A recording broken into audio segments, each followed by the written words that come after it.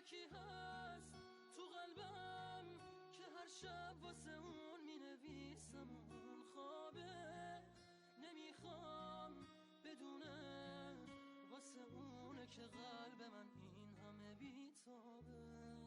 یه کاغذ یه خودکار دوباره شده همدم این دل دیوونه، یه نامه که خیسه پر از عشقه با کسی بازم اونو نمیخونه.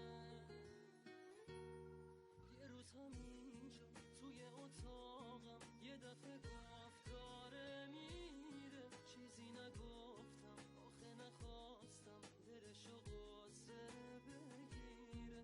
گریه میکردم درو که میبست، میدونستم که میمیرم. اون عزیزم نمیتونستم جلوی راشو بگیرم. میترسم یه روزی برسه که اونو نبینم، بمیرم تنها. خدایا کمک کن، نمیخوام بدونه دارم جون میکنم اینجا.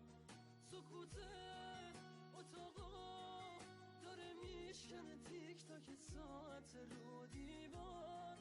دوباره نمیخواد بشه باور من که دیگه نمیاد انگار.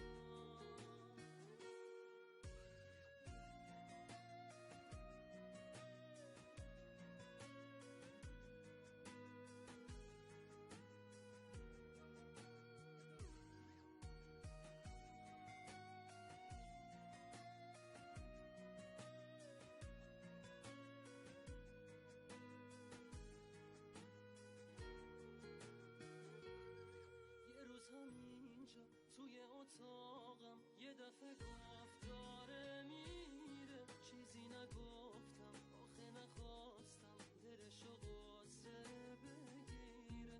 گریه میکردم درو که میبست، میدونستم که میمیرم. اون عزیزم بود نمیتونستم جلوی راشو بگیرم.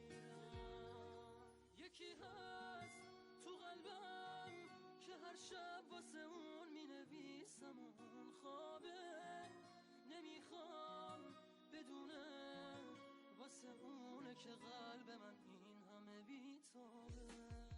یه کاغذ یه خودکار دوباره شده هم